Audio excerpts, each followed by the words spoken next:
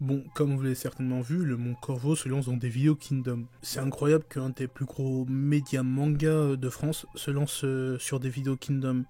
Et aujourd'hui, on va voir si, avec un gain de popularité, Kingdom a moyen d'atteindre les sommets du manga game en France. Aujourd'hui, tout le monde connaît les mangas. Vous pouvez aller dans la rue, demander à n'importe qui, il vous citera Dragon Ball, One Piece, Naruto. Mais Kingdom est bien loin de ça. Vous avez juste à aller dans vos magasins, dans le rayon librairie, et regarder s'il y a Kingdom. Il faudrait déjà qu'il y soit, et s'il y est, combien il y a de tomes de Kingdom? À titre personnel, dans mon Carrefour, il y a 0 tome de Kingdom. Et dans mon Leclerc, ça tourne autour de 3 tomes. Le manga est connu de nom dans la communauté manga Twitter en France. Si vous en éloignez un peu ou que vous sortez dehors, personne ne le connaîtra de nom. Et depuis plusieurs années, on fait les forceurs sur Twitter avec les immenses travaux de Zilford, qui en a fait que de parler. Moi, j'ai connu d'ailleurs grâce à lui. Et comme dit précédemment, maintenant, on est connu dans la sphère manga en France, en tout cas de nom. Et avec un des plus gros médias manga qui va parler de nous, on va pouvoir avoir plus de gens, c'est-à-dire plus de personnes qui débattent, plus de contenu autour. Ce que j'appelle contenu, c'est par exemple les colos des scans ou alors des vidéos, tout ce qui tourne autour du manga qui n'est pas le manga en lui-même. Mais tout ce que j'ai dit est très optimiste. C'est une belle journée! Ouais, moi j'y crois pas trop. Désolé, mais on a un anime pourri. Une personne normale en 2024 aura du mal de passer à ça.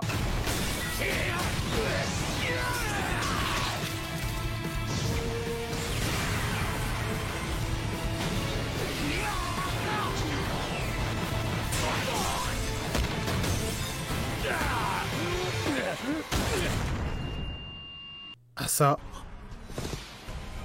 外で見てるのと中で感じるのはだいぶ違うな。少々傾斜、別にあんたの落ち度ってわけではない。みんなが騙されてる。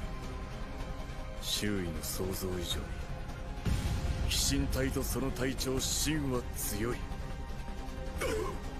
割って入るぞ傾斜。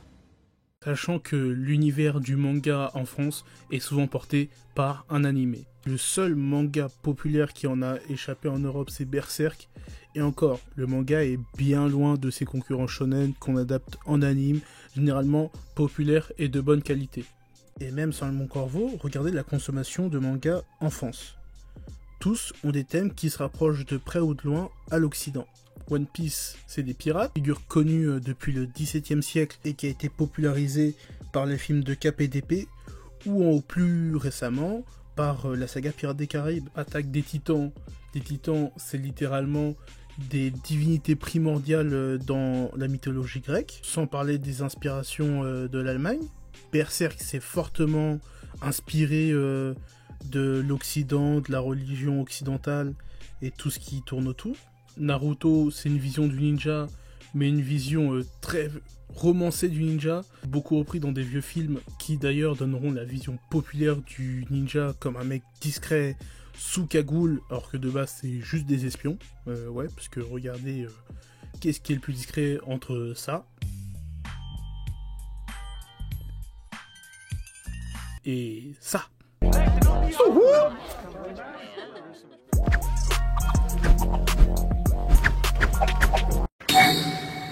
Et ne parlons même pas tout ce qui parle de yokai et on le traduit par démon et on rajoute par-dessus exorcisme et des termes comme ça qui font appel aux occidentaux parce que ça date pas d'hier les chasses aux démons ou pseudo-démons. Pour Kingdom, si on devrait faire un synopsis, on dirait qu'on est dans une période historique antique et dans une Chine féodale. On pourrait rajouter qu'il y a des gigantesques batailles avec de la stratégie, mais la stratégie, je pense que la plupart des gens, ça leur fait chier, parce que ça, dans leur tête, ça leur paraît comme un gros truc, long à lire, chiant, et encore. J'ai déjà vu des tweets de gens qui disaient qu'ils lisaient Kingdom sans lire les stratégies, tout ça. Et même ils se plaignaient, ils disaient ah, pourquoi il se passe rien. Pour la partie historique, si tu veux ramener quelqu'un avec comme argument la partie historique, il faut déjà que ça soit quelqu'un qui soit intéressé par l'histoire, et c'est pas gagné. Et après, qui ait la curiosité et l'ambition de s'intéresser à l'histoire de la Chine. Et pas la plus populaire, hein, parce que la plus populaire, c'est les 3 royaumes. Trouver quelqu'un comme ça, je pense que ça relève du shiny dans Pokémon. Et sinon, la partie féodale, chevalier, des chevaliers chinois, visuellement, on s'éloigne très fortement du chevalier occidental au niveau de l'armure. On s'en éloigne aussi un peu du chevalier japonais, du coup, le samouraï, au niveau de l'armure.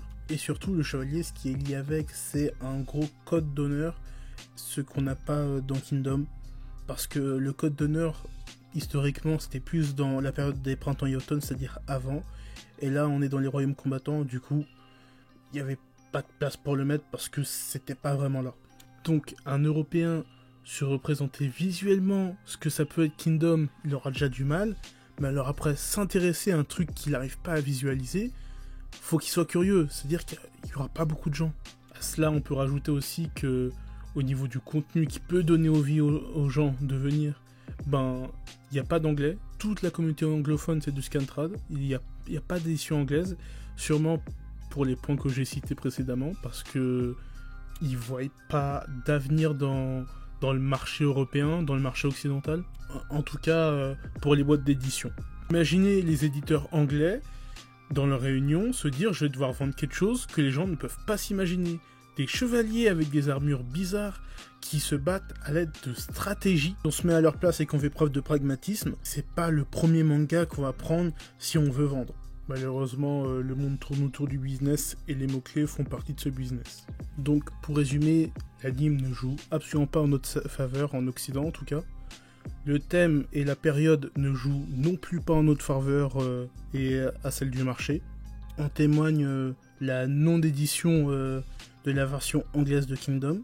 Et l'arrivée du Mont Corvo sur Kingdom risque de très vite repartir, par manque de chiffres et d'intérêt. Bah ouais, regardez leur chaîne, elle tourne autour de 250 000, 300 000 vues. Nous, le plus grand créateur qu'on a autour de Kingdom, il fait maximum 25 000 vues. Le Mont Corvo, c'est une entreprise. Ils ont des monteurs, des gens qui font des miniatures, ils payent des gens. S'ils n'arrivent pas à remplir le frigo avec Kingdom, ils vont arrêter. Hein. Et c'est pas avec le peu de personnes qu'ils vont ramener que ça va changer quelque chose. Parce que oui, j'ai dit peu, parce que ça se trouve, les 2 premières vidéos vont marcher. Mais ensuite, que leurs fans et ceux à qui le manga les intéresse, que ça va marcher. Peut-être qu'ils vont réussir à ramener 35 000 personnes. Mais ce sera toujours trop peu par rapport aux chiffres qu'ils font. Et nous, dans tout ça, on serait juste des dommages collatéraux de haters qui en profiteraient pour aussi se la lâcher sur nous en venant nous dire haut et fort tous les spoils historiques du manga. Chess, c'est une vision assez pessimiste, mais pour moi, c'est la version la plus réaliste qu'il y ait. Et je vois pas comment il en peut être autrement. Voilà, c'était tout pour moi. Bye.